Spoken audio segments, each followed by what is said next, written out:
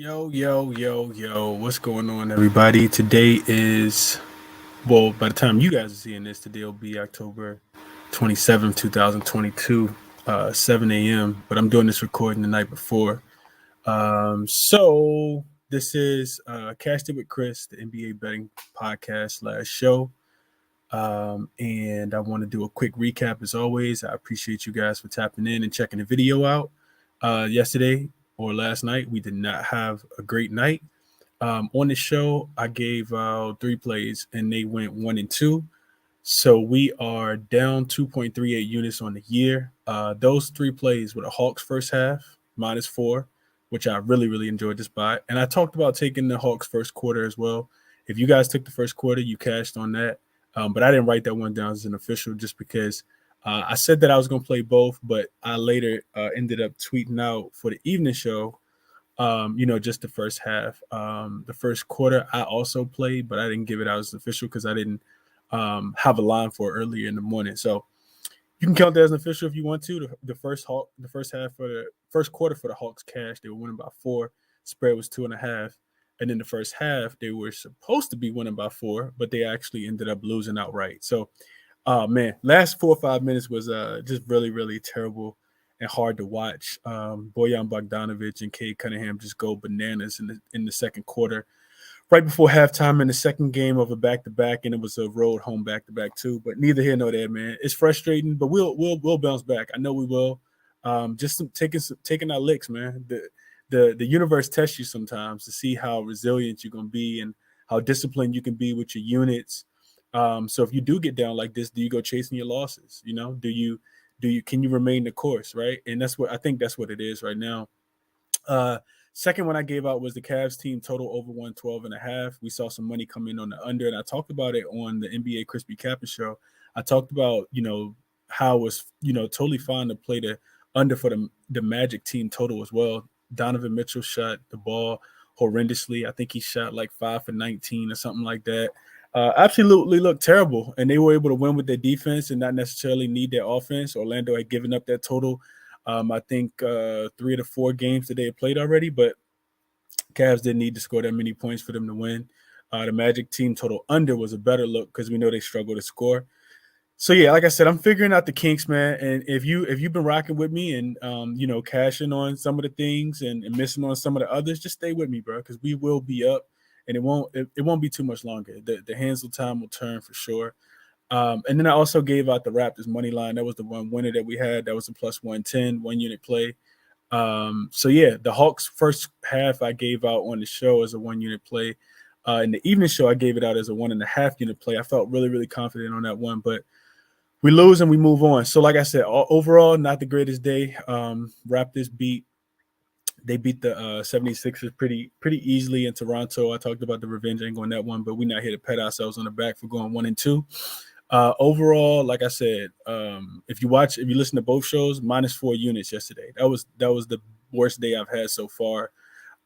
We went 1 and 4 altogether. Talked about Ladder and Brook Lopez threes. He didn't make but one, um, which is also insane. And then I talked about taking the Lakers because plus the 5, because if you was going to take them 5.5, it was the best spot to back them and for them to get a win. But no Westbrook, no win.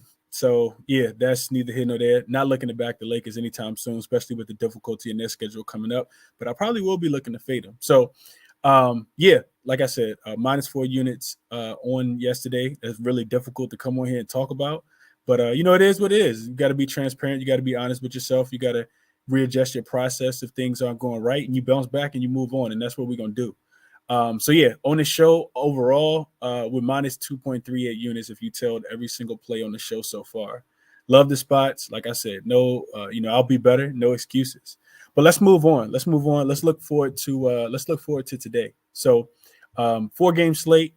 I like some of the spots in this game. We don't have a lot of lines as far as player props and things like that, but I got a couple plays that I wanted to share with you guys for sure, and plays that I put in already, especially one, absolute smash spot, 2-unit play for me. And I really like it a lot. So let's get there. Let's go to the streets of Brooklyn.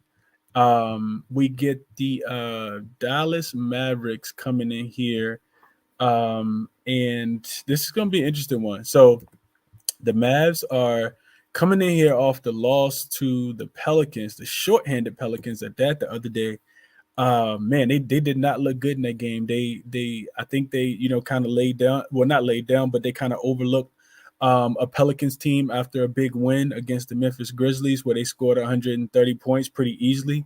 And then you get a Pelicans team that turned up on them because the Pelicans was coming off their first loss of the season against the Utah Jazz. Now you get a line that opened at 1.5 in favor of in favor of the Mavs, and I think they're a buy-on team. This Nets team is not a buy-on team. We took them the other night against the against the Mavericks, and we took the we took the Nets in a spot against the Grizzlies that I thought that they absolutely needed to win to not let Ja Morant own them, and Ja Morant continues to own them. So, that's that's neither here nor there. But then they come back last night and they just struggled defensively. I don't know what they're doing with Ben Simmons. Steve Nash is a terrible coach. I just don't like this team right now. I think they need more rim protection because you can pretty much get whatever you want to against these guys. They're playing no defense, and if Katie or Kyrie has they have a bad shoot night, then they're done in the game. So coming into this one, it's a bad spot, and I think this is the time of the year where we're starting to look for spots, right? So you get the Mavs in here. I think they're gonna be fired up, a little pissed off the loss to the Pelicans. Real bad spot for the Nets too. They come in second game of a back-to-back, and it's a road home back-to-back too, which is probably the worst of the type, right? If you're gonna play back-to-back, you rather them just be back-to-back and both of them at home or both of them on the road, preferably both of them at home, so you can stay at your own home and go home that night. But a road home back-to-back, also a third game in 4 nights, absolute fade spot for the Nets. On the opposite side, like I talked about, you get a Mavs team that comes in here. They come in here extremely fired up. I got something that I want to show you guys too, especially for everybody tuning in on the YouTube. I always talk about running SDQL. So right now I'm going to share my screen because I want you guys to be able to see this. This is a trend that I pull. You guys should be able to see this. Let me zoom in just a tad bit. Yeah, here you go. So what you guys see here is since 2020, the Mavericks, off a previous loss as an away favorite. In this spot, the Mavs are 9-1 straight up, 9-1 ATS. That's a 90% cover rate. If you take a look down here at the final score, you see that they're winning these games 119 to 101. I'll say that again. Going back to the top, the Mavs since 2020, when they're coming off a loss as a previous game in a previous game where they were a favorite, they're 9-1 straight up, 9-1 ATS, 90% cover rate. Love the spot for the Mavs tomorrow. 2-unit play for me. And right here, they're winning those games. Average 119 to 101 or 102, you could say. And if you go through and look, you'll see that the Nets are down here. I don't know if you guys can't see that. Let me zoom out just a tad bit. The Nets are down here waiting at the bottom. You still can't see it. Let me zoom out again.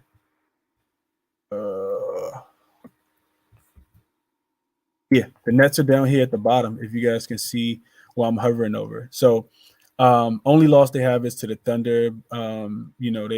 They lost that game by 8, but every other game they've won.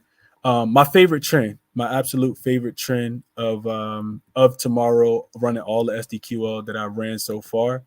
Also, I got the Mavs being 4-0 straight up and 3-1 ATS last season when they were the more rested team post All-Star break. And the reason why I put post All-Star break in there is because we know Luka, it typically takes him a while to kind of, get himself in the playing shape. But he doesn't, he doesn't look as good in the earlier parts of the season. But this year, of course, he has. So that's why I looked at post All-Star break for last season. So the Mavs, they cover well in this spot, and 2-unit play for me.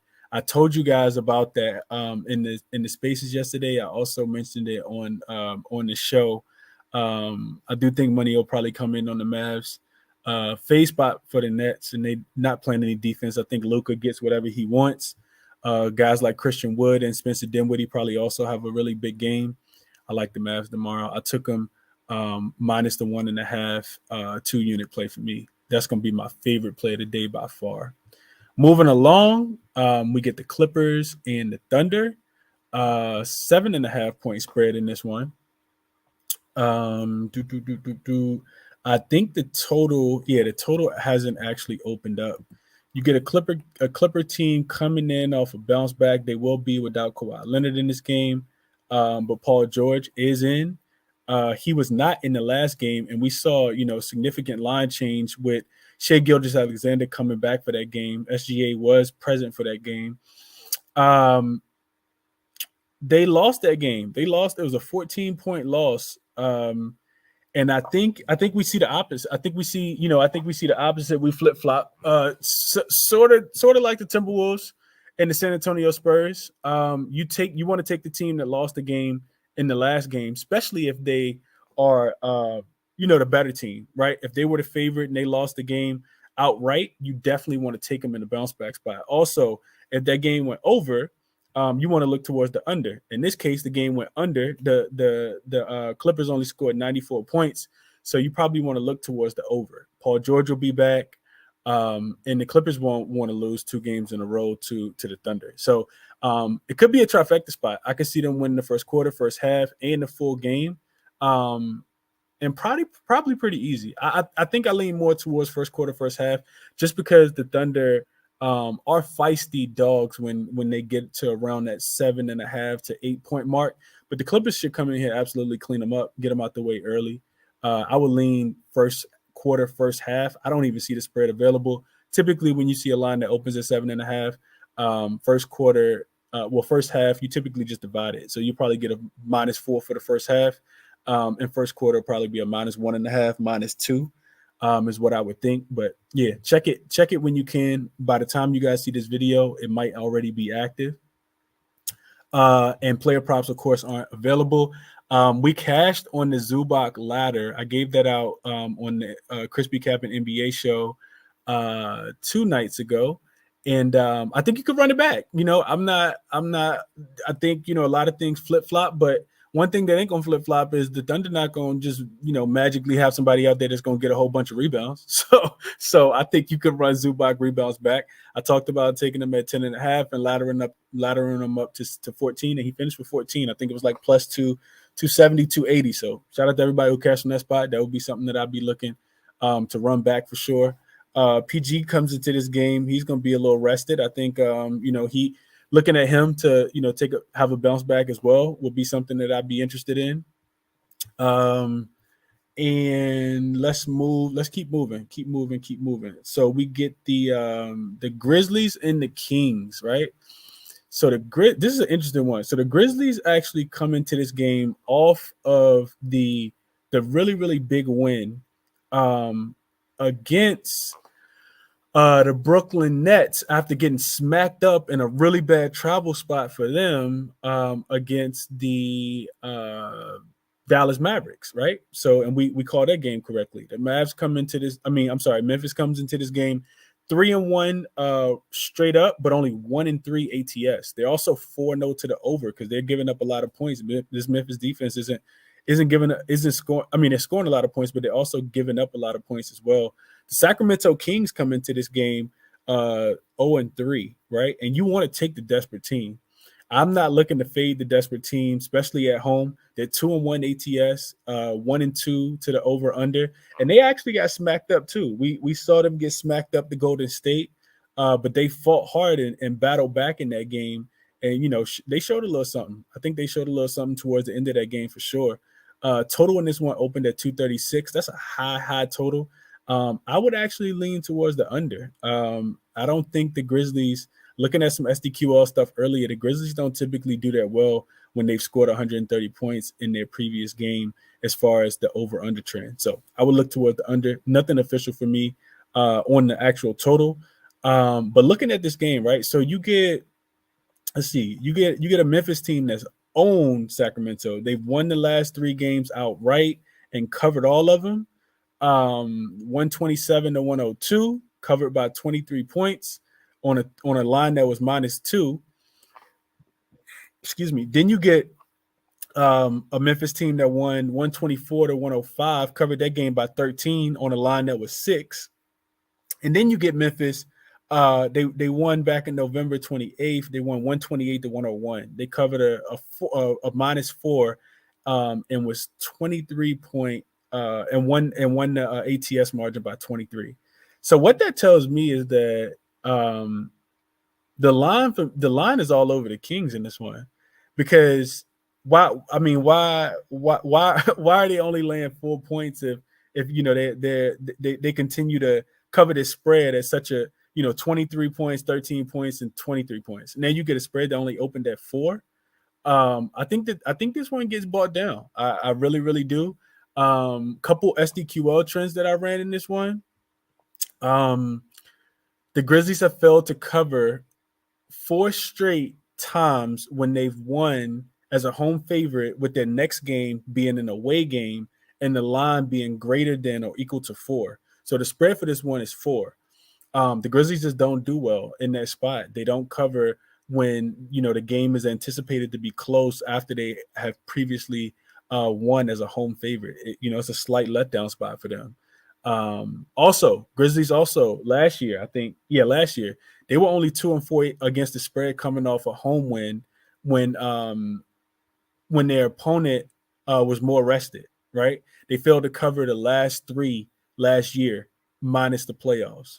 So that trend is the Grizzlies coming off a home win, but they face an opponent that's more rested. They were only 2-4 in that spot. So that might sound weird, but I'm not looking to back the Grizzlies in this spot. Sometimes you got to know when to fade the good teams, and you got to know when to back the bad teams. And like I said, nothing official for me, but I would look towards the Kings on the points, especially them being at home. And the total, I just don't want to touch this total. It's too high, but I can still see it going over. I would actually be looking at De'Aaron Fox props. I know they continue to go over, and he's due to regress eventually, but I don't see anybody on this team that can slow him down. So I like him a lot. I like him. I like Keegan Murray a lot. I'll be watching this game for sure, but nothing official on it for me. And then moving along, let's get to the last one real quick before we wrap up, and I'll give you guys my officials. The Heat played the Warriors. So Golden State. Let's start with Miami. So Miami has not looked like they've actually looked good in some spots and then bad in other spots this year. Last night was the first night that they actually traveled, because they have been playing a lot of games at home. They got their first win of this, second win of the season. So they're 2-3, but they are only 1-4 ATS. So they haven't covered many spreads at all. And you want to take Golden State off a loss. Golden State, and I should say Miami, they beat Portland last night. Dame got hurt. Miami defense actually looked like it came to play. I didn't watch too much of that game. I got to go back and check that one out. Just at a greater detail length. But you want to back Golden State off a loss. I'm not even sure what that query is, but I know it's something that you want to get behind. So let's see, 42-28 straight up, 38-32, which is a 54% cover rate when Golden State is coming off a loss. And then if you add in that they're a home favorite, and let's just say the line is greater than or equal to, let's just do 6, right? Greater than or equal to 6. Yep, that's it. You absolutely want to take this spot. So the Heat, I know the Heat were one of the better teams last year of covering. But you know what? And I'll share my screen. I know that the Heat were one of the better teams covering last year. With no rest. But if you look at, let's see, and let me just add rest is greater than opponent rest. I want to show this to you guys. Yeah. So I'm gonna share my screen again for you guys who are watching on YouTube. I want to just show you guys this query that I just ran. This could be helpful for your capping, man. And then we're gonna get out of here. So what I have up on the screen for you guys is, let's see, let me zoom in just a tad bit so you guys can see that. Okay. So what I got on the screen right here is the season being 2020 or greater. So the last 2 years when the Warriors are coming off a loss, and so a previous loss, and they're the home favorite, and the line is greater than 6 for them, right? So let's see what we got. This team they're 5-1 straight up, 4-2 ATS, and they're winning those games. You can see this right here by average of 16 points when they're the more rested team. So Warriors off a previous loss as a home favorite when the line is greater than 6 because they're 7.5-point favorites and they have more rest than their opponent. They're 5-1 straight up, 4-2 ATS. You see this right here, 2-4 to the under as well. But the first trend I wanted to run for you guys was without even putting the rest advantage in there, you can see that the Warriors off a previous loss as a home favorite when the line is less than or equal to -6, them being at home as a favorite, they're 18-2 straight up, 14-6 ATS. This is the trend you want to back.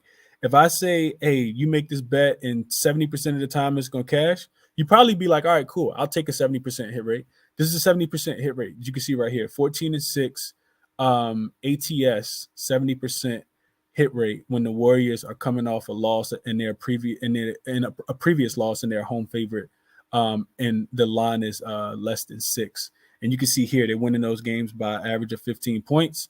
The typical ATS spread is 8.75, and they're covering that. So you can see here, well, I don't know if you guys can see at the bottom, but all the way at the bottom, you can see the bottom game has, let's see if I can pull it up for you guys. No, it won't go all the way down. But the bottom game has the Heat game here. So really, really strong trend there. And I'll probably be looking to back them in this spot. You can also see, I don't know if you guys saw that, but in the first quarter, first quarter, first half, they're winning, what is that, 50? No, it's not even 50, it's 60. They're scoring 60 points and giving up 52 points. So it's an 8-point gap if you wanted to look at first half as well.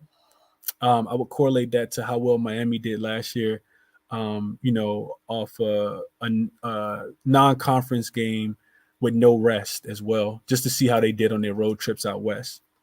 Neither here nor there, but I think that's something, to take into your capping style for sure. Hope you guys appreciated this, man. It's really late. While you guys are watching this, I'll probably be at the airport in the morning on my way to Minnesota.